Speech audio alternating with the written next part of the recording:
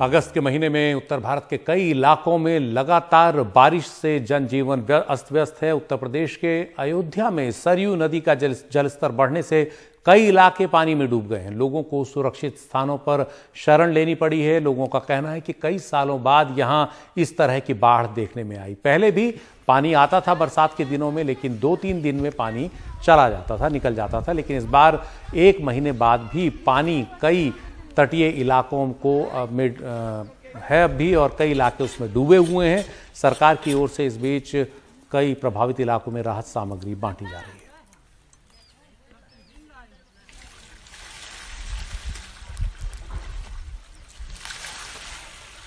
ये तस्वीरें उत्तर प्रदेश के मुरादाबाद में गागन नदी की हैं। यहां मछली पकड़ने के दौरान 2 सगे भाई पानी में डूब गए। हादसे की जानकारी तीसरे भाई ने परिजनों को दी, जिसके बाद देर रात तक पुलिस दोनों भाइयों की तलाश करती रही। गोताखोर पानी में उतरे। परिजनों के मुताबिक 3 सगे भाई अपने दोस्त के साथ मछली पकड़ने गए थे जिस वक्त यह हादसा हुआ। एक युवक तेज बहाव में डूबने लगा तो दूसरे ने उसे बचाने की कोशिश की, लेकिन वो खुद भी डूब गया। अभी तक किसी का कोई सुराग नहीं मिला है।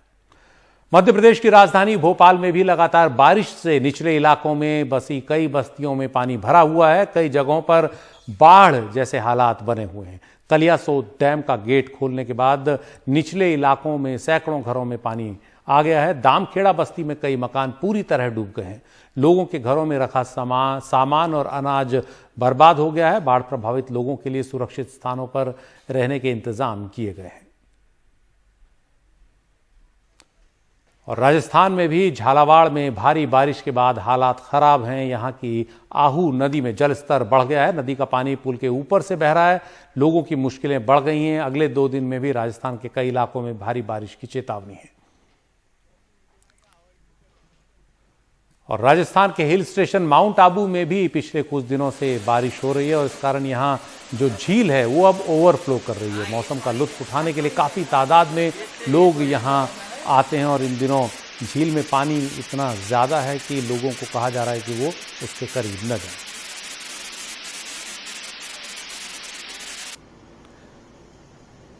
गुजरात के कई जिलों में भी भारी बारिश हो रही है। इसके कारण नदियों का जलस्तर बढ़ गया है। पालनपुर में बलराम नदी का जलस्तर काफी बढ़ा हुआ है। किनारों को तोड़कर ये नदी आसपास के खेतों में फैल गई है। सड़कों पर भी काफी पानी भरा हुआ है।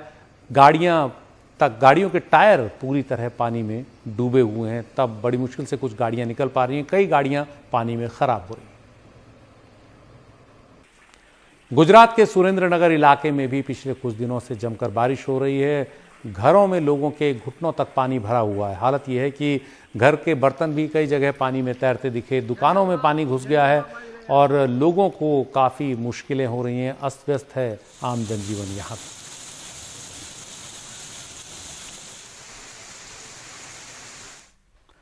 बिहार में अक्टूबर-नवंबर में विधानसभा चुनाव होने हैं। इसके लिए तैयारियां भी जोर शोर से शुरू हो गई हैं। चुनाव आयोग सक्रियता और कोरोना के कारण दिए गए दिशा निर्देशों ने किसी भी तरह के संशय को समाप्त कर दिया है। यानी चुनाव आयोग ने कहा है कि चुनाव होंगे। राजनीतिक दलों की गतिविधियों का जायजा ले रहे हमारे सहयोगी मनीष कुमार। शनिवार सुबह भाजपा के पटना के दफ्तर में चहल पहल देखी गई। दीवारों पर नए पोस्टर और बैनर लगाए जा रहे थे। मौका था राज्य कार्यकारिणी की 2 दिवसीय बैठक का, जहां अधिकांश सदस्य और अब बिहार के प्रभारी महाराष्ट्र के पूर्व मुख्यमंत्री देवेंद्र फडणवीस वर्चुअल माध्यम से जुड़े। बिहार भाजपा दफ्तर में 70 से अधिक नेता कोरोना से प्रभावित हो चुके हैं। यह पहली कार्य समिति है जिसको हमें वर्चुअल माध्यम से करना पड़ रहा है। यहाँ पे प्रदेश के पदाधिकारी मौजूद रहेंगे और बाकी सभी कार्य समिति के सदस्य, सभी मंत्री, सांसदगण, विधायक, पूर्व विधायक, जिला अध्यक्ष, यह सब वर्चुअल माध्यम से इस कार्यक्रम में जुड़ेंगे। वहीं इसकी तुलना में विपक्षी राष्ट्रीय जनता दल कार्यालय में नेता तो नजर नहीं आए, लेकिन कार्यालय में तेजी से काम चल रहा है। नए पोस्टर और बैनर लगाए जा रहे हैं। वहीं जनता दल यूनाइटेड के कार्यालय में इन दिनों संवाददाता सम्मेलनों का दौर चल रहा है, जिसमें राष्ट्रीय जनता दल यूनाइटेड के विधायक शामिल हो रहे हैं। शनिवार को तो सभी दलित मंत्री और नेता सरकार की उपलब्धियां गिनाने में लगे थे, लेकिन यहां भी निर्माण कार्य जोरों से चल रहा है। 40 करोड़ के कल्याण विभाग के बजट को माननीय नेता ने 2007 में विभाग का निर्माण कराया और आज 1600 करोड़ से ऊपर बजट करने का काम किया है। वहीं मुख्यमंत्री नीतीश कुमार चुनाव के मद्देनजर अपने सरकारी कार्यालय से वीडियो कॉन्फ्रेंसिंग के माध्यम से उद्घाटन, शिलान्यास या कार्यारंभ कर रहे हैं और भाषण में लेकिन एक बात कहना नहीं भूलते। उपलब्धता के लिए और बेहतर बनाने के लिए तो पहले जर्जर तार था, वो बदल दिया, कनेक्शन दे रहे हैं खेती के लिए भी और इसकी शुरुआत कर दी और आगे मौका मिलेगा तो हर खेत तक सिंचाई के लिए पानी पहुंचा देंगे। इस बात में कोई संदेह नहीं कि वर्चुअल बैठक हो या रैली, एनडीए को बिहार में विपक्षी दलों के ऊपर काफी हद तक बढ़त हासिल है, लेकिन सब जानते हैं कि असल चुनौती सभी राजनीतिक दलों के लिए कोरोना के डर से दुबके अपने कार्यकर्ताओं और मतदाताओं को घर से निकालने का होगा। पटना से कैमरामैन हबीब अली के साथ मनीष कुमार, एनडीटीवी इंडिया के लिए। बिहार की राजधानी पटना के बेऊर इलाके में बेखौफ अपराधियों ने दिन दहाड़े एक प्रॉपर्टी डीलर के दफ्तर पर गोलीबारी की। इस घटना में 4 लोग घायल हो गए। घटना बेऊर जेल से चंद कदमों की दूरी पर है। अपराधियों ने प्रॉपर्टी डीलर के दफ्तर के अंदर घुसकर फायरिंग की। स्थानीय लोगों के मुताबिक 5 से 6 अपराधियों ने इस वारदात को अंजाम दिया और फिर फरार हो गए। हमले के पीछे जमीन विवाद की आशंका जताई जा रही है।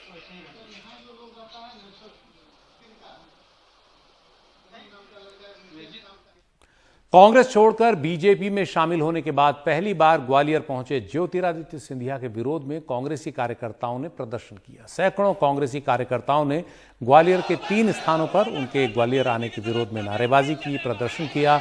ज्योतिरादित्य सिंधिया शनिवार को बीजेपी के सदस्यता अभियान में शामिल होने के लिए ग्वालियर पहुंचे थे। इस दौरान सोशल डिस्टेंसिंग का ध्यान भी नहीं रखा गया। तस्वीरें साफ।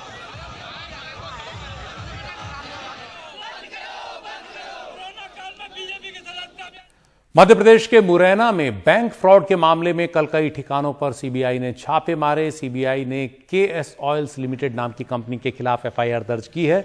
यह घोटाला 938 करोड़ का बताया जा रहा है। छापे मुरैना के अलावा कंपनी के दिल्ली के ठिकानों पर भी मारे गए। इस कंपनी के मुरैना, रतलाम, गुना, कोटा और हल्दिया में भी मैन्युफैक्चरिंग प्लांट है।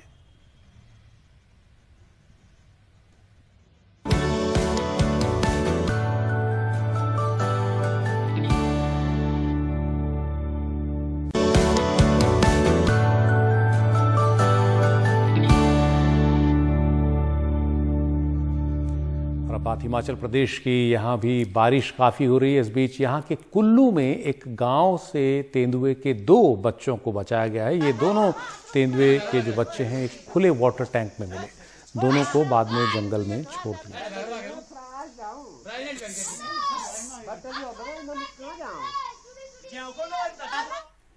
और अब बात गणेश चतुर्थी की। इस बार कोरोना संकट की वजह से वो जोश नहीं दिख रहा है जैसा पिछले सालों में रहा है, लेकिन इसके बावजूद लोग गणेश चतुर्थी से जुड़े अपने तमाम कार्यक्रम कर रहे हैं। अपने घरों में रहकर ही कोरोना से जुड़ी तमाम पाबंदियां भी लोग अपना एक तरह से उन पर अमल कर रहे हैं। संयम बरतने की उन्हें अपील की गई है। सीमित दायरे में जश्न मनाने की अपील की गई है। गुजरात में भी कोरोना ने गणेश उत्सव का रंग कुछ फीका कर दिया है। हर साल गणेश महोत्सव से 2 महीने पहले मूर्तिकारों को प्रतिमाओं के ऑर्डर मिल जाते थे, लेकिन इस साल कोरोना संकट ने इनकी कमर तोड़ दी है। कुछ को ऑर्डर मिले भी हैं तो मिट्टी की छोटी मूर्तियों के, और वो भी बहुत कम। बाजार में बिक्री हो नहीं रही है। हर साल 500 मूर्ति के आसपास हमारे जाते थे, उसकी जगह पे अभी समझो आधा हो गया। 250-250 के आसपास चल रहा है। वडोदरा के गायकवाड़ परिवार ने भी इस साल सादगी से लक्ष्मी विलास पैलेस के दरबार हॉल में गणेश जी की स्थापना की। पुलिस के दिशा निर्देशों के अनुसार गणेशोत्सव के दौरान पंडाल बनाने और एक जगह जमा होने पर रोक है। साथ ही सोशल डिस्टेंसिंग के पालन और जुलूस पर पाबंदी लगी है और पुलिस अपने पूरे अमले के साथ सख्ती से नियमों को लागू कर रही है। मुंबई के लालबाग के राजा की तरह गुजरात में मांजलपुर के राजा गणेश जी की मूर्ति मशहूर थी, लेकिन अब की बार यहां भी गणेश जी की एक छोटी सी मूर्ति की स्थापना की गई है। हम 18 साल से गणपति बिठाते हैं। इस बार कोरोना की महामारी से हमने गणपति नहीं बिठाया। हम जैसे मुंबई में बैठते हैं लालबाग चा राजा, ऐसे ही गुजरात में या वडोदरा में हम बिठाते हैं माजलपुर का राजा। इस हर बार भक्त पूरे गुजरात से यहाँ पे दर्शन करने आते हैं, मगर इस बार कोरोना की वजह से हमने ये आयोजन नहीं किया है। हमने छोटी स्थापना की मूर्ति घर पे आयोजन किया है। गुजरात में बड़ी तादाद में श्रद्धालु धूमधाम से गणेश महोत्सव मनाते थे, लेकिन इस बार कोरोना संकट के कारण वडोदरा का यह पर्व फीका फीका लग रहा है। वडोदरा से नीलेश ठक्कर की रिपोर्ट, एनडीटीवी इंडिया।